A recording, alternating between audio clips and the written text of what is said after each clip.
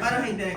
Ano yung inspiration mo na mag-isip ng parang apocalyptic na pelikula? So, napanaginipan mo ba? Nakatapusan na ng mundo or ano ba?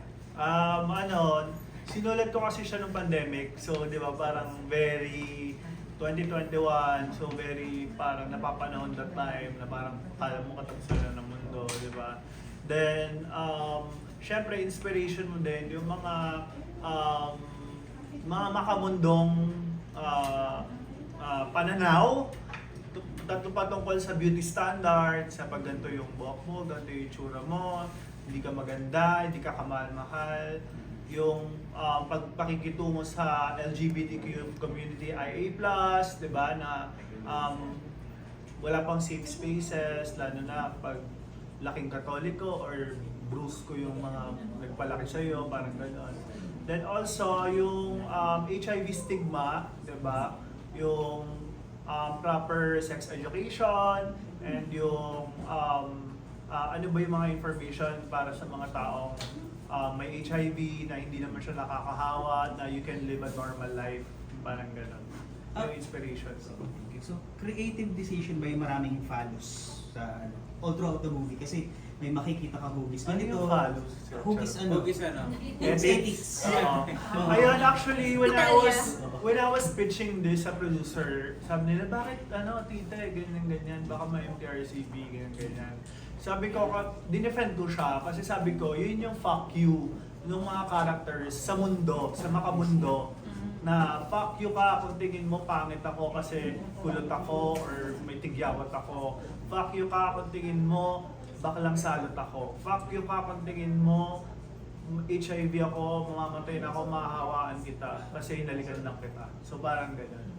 So, yung mga characters ba, may kumbaga naisip ko, ito yung tropa ko, ito yung magiging character nito or ganyan, so wala ka namang reference. Ano reference mo per character kay Very kasi yung comedy ko, I have a brand eh. It's very satire, very calm. Tapos pangarap kong, that time I felt like I wanna be like artsy. So kung mapapansin niyo, may coming of age, pati yung mga damit nila, rainbow, parang na-inspire ako sa Netflix series, mga ganun, End of the Fucking World, yung mga Manillennials sa I1 TV, mga gano'n. So, yung reference ko din yung high school experiences natin. Yung prom, yung Valentine's, may mga jailboot, di ba? Yung mga gano'n. May crush tayo nung high school. Lahat makaka-relate sa mga ganong experiences. Sige, question ko kay Queen kasi ito pina-follow ko na Mosimo Kids ka pa eh. Laki ko sa TikTok. Ito kasi kung ano namin na napapanood ka namin sa TV 5 days ago, ang laki ng improvement mo dito sa ano. Kasi talaga damang-dama namin yung huling scene nyo na dun sa Thank you. hindi, yung huling scene lang, hindi ko naman sinabi. Yung finale. Yung finale. Actually, thank you so much po. Syempre, dahil napapansin yung kakaibahan ko mula nung nag-umpisa talaga ako na talagang no experience at all na para to the point na pagdating kasi sa mga ganitong movies, syempre iba naman pagdating talaga sa teleserye, iba rin yung shot, iba rin yung pagdating sa movie. So, syempre guided by Direct Fifth, ibang-iba talaga. So, sobrang sarap sa pakiramdam na dinirect ako ni Direct Fifth at the same time sa guide niya. Grabe, sobrang nakatulong siya sa acting skills ko din during that time nung sinushoot din yung last scene na yon.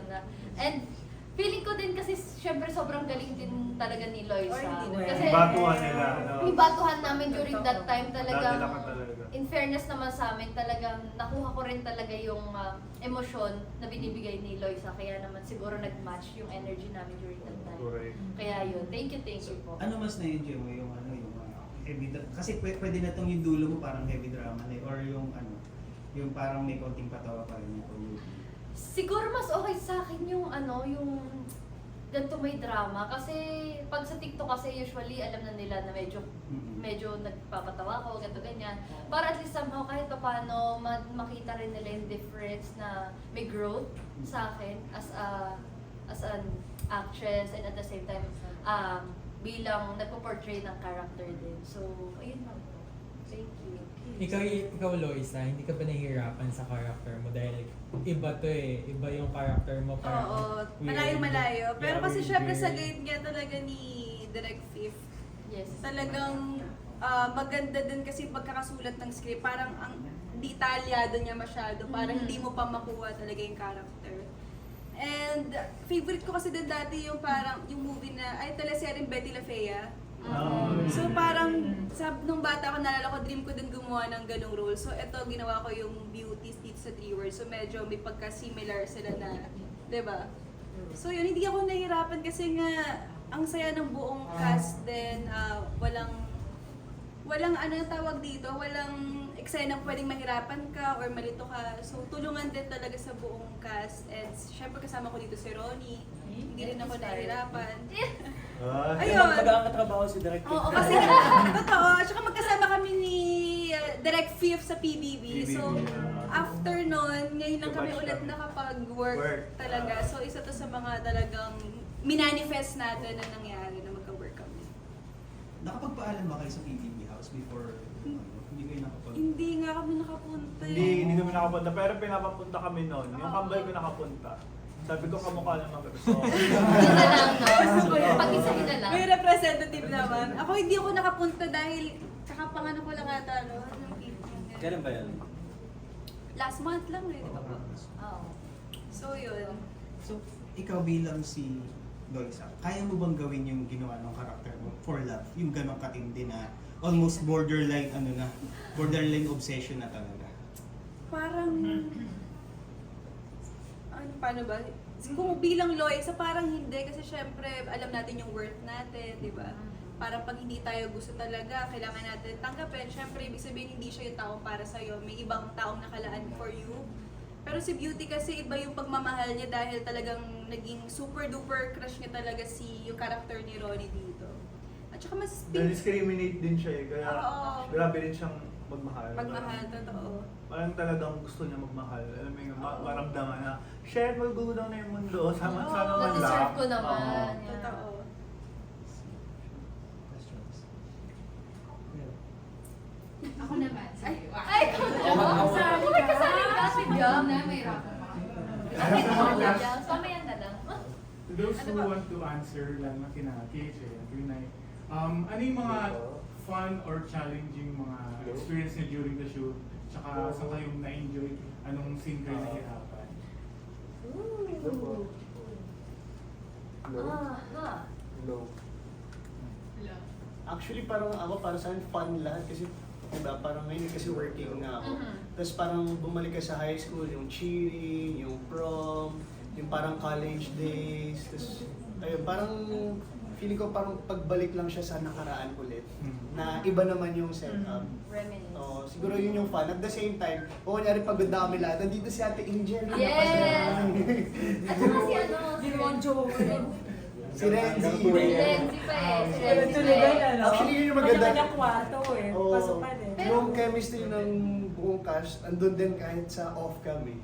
Kukunita kami Yeah. mga ganung time. Actually, may add ko lang. Kahit off-cam kasi, parang feeling namin magkakabarkada pa rin kami off-cam. So, kaya feeling namin hindi din siya ganun ka-challenging ng sobra. Kasi in fairness naman sa chemistry ng bawat characters din namin, talagang nagja-jive naman. At saka nagtutulungan talaga kami when it comes sa, lalo na kung acting-wise din. Talagang tulungan. So, kaya yun, super happy lang kami. Tsaka magkakasama kami sa isang... Uy, nandiyan ka pala. Sorry. Uy, Nagulat! Wala na Tsaka magkakasama kami Check sa... ka pala, T-Words. Nagpapahinga lang siya. Magkakasama kami sa isang dressing room lahat. Cute. Nasa classroom kami. At classroom pa. Nag-uusap po. Classroom pa eh. Totoo. Ayun. Pareho lang. Ako ang hindi ko makakalimutan, syempre papasok ako, yung cheering natin, yung ang buko tigas na tigas. Tapos ang nakakatawa doon, kahit yung mga broad natin, ayaw kami patinginin sa salamin. Yun yung sa wala tinigil sa salamin. Binigay ko. Nung tapos na, tinignan, ay Diyos ko, bilog na bilog yung... Sabi ko yung blushion ko, pak na pak. Hindi, huwag ka magalala, lahat kayo ganyan. Paglingo ko, hindi, ang gaganda nila eh. Pagdating sa akin, alam niyo ba lang yung Squid Game Camelot ba yun? Doon siya, ako yung naiiba. Tapos pero ang hindi ko makakalimutan yung nako matindi pinagdaanan namin. Nung nagkasugat ka, Loy. Sa kamay. Ayun. Yung sa pagbabasa. Terga. Kung Yung alam nyo lang yung nagpasabog hirap ng- namin doon. Grabe yun. Oo, totoo siya, hindi siya Totoo, as effects. in, ano yun. Dugo-dugo ka. Pagkakbuhan talaga yung... Totoo, kasabugan din yung kamay ko. Dito yun eh. Oo. Bukas buhay. One take lang po yun, hindi na namin yung ulit. Oo, kawan. Yun lang. Ako naman po, since 2022 pa po ito na shoot, may ini-reshoot po ba kayo? 2022. Wala kami generation. Walo. Nagano lang kami, nag-edit lang kami ulit last month to like shorten it a bit, to polish it more, ganon. Since 2022 pa po ito, meron po ba kayong maiko-connect sa current era na parang patok na patok pa din or parang ano ba din? Sorry, nahirapan ako sobrang na siya kasi ako in-interview mo ka. Ano po yung mga Ayaw ko yan, lumalak ka. Okay, Pagkakita ako, ano po ba yung mga lessons na nasa 2022 na ano ba rin, nasa current times pa din? Relevant siya until now. Ano, gawin mo lang talaga kung ano yung gusto mo. Dapat hindi natin hintayin yung end of the world, yung kagunawan ng mundo. So, gawin mo lang kung ano yung magpapasaya sa'yo. Yun pa rin yung dapat i-apply natin sa taon na ito. At siguro yung sabihin mo na yung mga gusto mong sabihin. Like, huwag ka mag-hesitate na pag kunyari, kinakabahan ka na, ay sasabihin ko ba to? Hindi, kapag feeling mo, gusto mo na sabihin mo na agad. Kasi, alam mo yun, lagi naman sinasabi nila, nasa huli ang pagsisisi. So, much better unahan na natin. Diba? Yes. May mga utang, sigilin na. Charas, joke lang.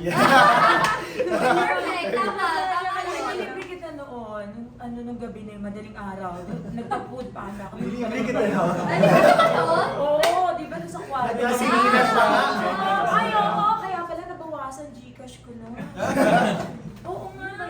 Ano yun? Totoo ba? Patigil mo na yung may french fries, may burger, kanin Parang na. sa ibang room na deliver. Ate Angel, isang Wala kwarto yan. yun. Ay, ikaw pala yung nagpamak na pa ice cream. Oo. Balik tayo. Totoo yun. Ano namang masasabi niyo sa eksena ni Kim? Di ba? Ang galing. Ang galing na. Perfect daw. Galing niya. Pero ikaw, Angel, hindi ka nahirapan na makisama sa kanila. You're like, Gusto ko tong... you're like Ito, before galing Christ. sa inyo. Inaantay ko lang talaga kayo lumabas eh. Inaantay ko talaga kasi kanina pa ako dito eh. Na, sabi ko, i-reveal ko to. Ilan taong ka lang ngayon, Angel? Birthday ko nung 9, Yeah. so 50 na ako. Golden year. Oo nga, cake ko regalo. Direct yung jacket mo, akin na yan. Ang bilis. Kanina Di pa. ba, totoo? Hirapan ka daw ba? Yun nga direct, nung pinapunta po ako dito, so tinawag lang yung role, akala ko, ako yung gaganap na teacher. Yeah. Hindi ko na nahiya ako ng kanilang role ko, teacher. Kasi sabi ko yung edad ko eh, tapos, yung role pala kasali ako, kaya na nagsuot ako ng uniform. Sabi ko, uniform? O tapos, ang kwela, di ba? Parang, ngayon ka nagkaroon ng role, tapos sa mga kasama mo, ganito kagaganda. Yes, it's never too late. Tapos, matagal, eto may crush ka sa akin, no? Bongga! Saan ka makakita, di ba? I want dick! At true to like yun. I want dick. Nahirapan ka daw ba? Hindi, walang hirap. Normal. Pag pinanganak ako, normal. Ang sarap katrabaho. Si Direk pa nga nahirapan sa amin eh. Lalo sa continuity. Tanda mo ba continuity mo? Oo, Direk, tanda ko yan. Lahat. Lalo sa pagsabog ng puso, yung pagpapasunog. Nakakatabi sa amin, utangin mo ulit. Beauty sa mo nakuha yan. Di ba? Di ba? Kausap pa.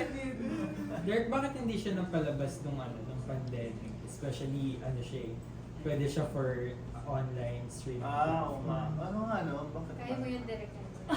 Yanks? Siguro Dahil kaya... sa asteroid Perfect time. Hindi mo perfect. Naghahanap lang siguro ng perfect time Ah. kung kailan siya ipapalabas, gano'n. Tapos, Because we really want cinema. cinema, oo. O yun. Kasi, syempre iba pa rin yung experience pag cinema yun. Diba? Big Parang ang screen. sarap pag big screen talaga. Tapos, tsaka natin siya ipa-platform, parang gano'n. Ayun. Tsaka kung nakita nyo naman, malaki yung pelikula eh. Malaki yung shots, yung production design. So pang big screen talaga yung Yes. parang yung yung feel niya. Kesa okay lang din naman sa mga platform, pero meron kasi mga pelikula na pang digital, meron din pelikula na pwedeng i-cinema mo muna, parang gano'n. And eto, I believe na pang cinema siya agad kasi yung mga production design, yung even the budget, pang cinema. Grabe yung setup. Agree. Actually. Agree. Tapos nakita nyo may bunker pa, di ba? Meron pang Yes. 7-Eleven doon na Sinira. naghanap pa kami ng 7-Eleven na abandonado. Ganun. Ano yung challenges or unforgettable moment nyo during shooting, especially pandemic siya? Like, nagkaroon ba ng May nag-positive. May nag-positive sa COVID. Kailangan ihiti. Yun lang, medyo challenging kasi paano siya pandemic, di ba? So, yun yung time na isa-swab ka ng isa-swab, ganda shoot. Tapos, bawal ka talaga lumabas. Kahit wala kang shoot, natatakot ka lumabas kasi ayaw mo mag-positive. Kung hindi, baka palitan ka kahit director ka, di ba? Ganon, oo. So, yun. I think yun yung mga, memorable. Tapos, ngayon, ang saya lang na parang, na lang siya, memory. Parang ngayon, malaya ka nang makakapag-shoot ulit ng normal. So, the story is all about end of the world. If end of the world, ano yung gagawin niyo naman? Sa buhay. Ikaw muna. Kung end of the world na, Parang niya ka. date mo ko end of the world na, di ba? Sa classroom din ba? Sa classroom din ba? Sa classroom Magkukulong din kayo. Gusto ko yun, kaya sabi ko, i-date mo ako pero nakahubad Alam niyo bakit? Abangan niyo. Siguro ang gagawin ko, pupuntahan ko talaga totoo, yung tatay ko. Kasi hindi kami, alam mo yung family, at doon nakita mo yung pelikula na to, naiyak ako kung paano din kayo naiyak sa bahagi na yon. Yung love ng ibabaw ng parents doon sa anak. So ako gusto ko yon, kung end of the world, iba talaga yung pagmamahal ng parents. Babalikan ko yon at yun ang pupuntahan ko. Ako naman siguro, gusto ko try mag-skydiving bago naman siguro matapos yung May asteroid nandun sa taas. sasabayan ko yun. Sabay namin Grabe bumaba. naman yun. Parang syempre, di ba, may mga bagay tayong gusto ma-experience pa, yung mga fear natin, gusto natin ma-overcome bago matapos yung Tama. Parang ganun din sa pelikula, di ba? Lahat sila may mga gustong mangyari bago matapos ang mundo na nagpipigil. Pero once na, hindi mo siya overtake, minsan, may maganda siyang idudulot sa'yo, huwag mo lang siya i-overtake. Ganda na tingin sa ikaw. Yes, Kasi po. siguro ako, mag-picture kami ng family ko. Like, yung last na photo. Kasi syempre, sobrang magiging memorable yun. Like, yung kasama ko yung pamilya ko, buo kami. Tapos, at the same time, kasi ito na din yung huli nang kakasama-sama kami. So, i-treasure ko na yung moment na mag-picture kami for the one last time. Ganon. Tapos ipapa-frame ko talaga siya. Ganon. I did it. Ready. Ako siguro gusto ko mag-travel sa Europe. Di ba kasi ako nakakapag-Europe? Tapos gusto ko shopping lang doon. Kasi mahilig talaga ako sa damit. Like, mga suit, nagpapatahi pa ako, gano'n, tapos shopping. So yun, gusto kong gawin. Oo. Ako, siguro susulitin namin yung moment namin ni Ronnie kasama yung baby namin. Siyempre ngayon family. Yun talaga yung kailangan nating mag-travel na mag-travel. Baka pwede kada oras iba-ibang pinupuntahan mong lugar, di ba, kasama mo yung family mo. So yun. Naiyak, no? 1 month postpartum pa lang ako, guys. 1 month postpartum, okay. Ikaw ba? Ayun. Kailan ba guguna? Bukas na, gano'n? Mamaya na? ganyan? Bukas. Bukas? Baka kung ano papanood mo pa. Kung bukas, siguro nasabi naman nila about sa family namin ni Lois. Siguro kung bukas na talaga gugunaw yung mundo, pupuntahan ko yung matataas na tao, tapos pagmumurahin ko sila. Nasabihin ko na lahat tayo pantay-pantay na parehas tao lang, lahat tayo mamamatay. Ibalik muna yung budget na Oo. Ibalik mo na yung mga billion-billion. Ang talino. Sumurahin ko sila lahat. Sasamahan kita. Yes! Gusto ko. Sama-sama tayo. For this time, hindi ka 42. Oh, di ba namatay din kayo? Top 1. Parehas lang tayo lahat. Ayun, yun lang. Fairness sa'yo, Inisip ko, tagal nyo diba sumagot? Oo, 95. Tsaka, Nagbaybay nakapaghanda. Kasi sabi natin lahat eh. nasabi nyo na lahat. Oo, yun yung... Tama, perfect. Kayo, tatanungin namin kayo sa isa, simula tayo. Ano yung last reverse yun? And last question. Last, if end of the world na, what's your 3 words? Wow. Ako, thank you Lord. Thanks. I am grateful. Ako, I am fulfilled. Ako, maganda talaga ako. Ako, Pinakita ko ba, lovers nito, basag trip eh. Maganda talaga ako. Ayun. Yes! At sabihin nila mukhang lalaki ako. Wala Sabi ako lang dito, di ba? Sinasabi. Pag nakabili ako, di ba? Sinasabi. Mukha ba akong lalaki? Mukhang bakla. Maganda talaga ako. Bilang ka lang, pero...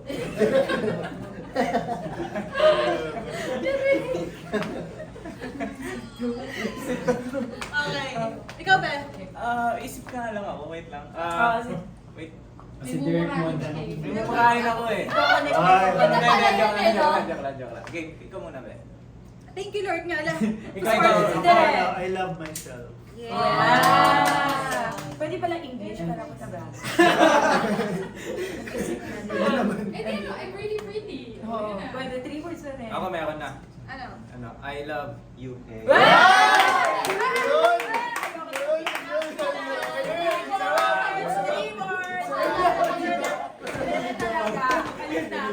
na nga dyan. After 2 years na pwede.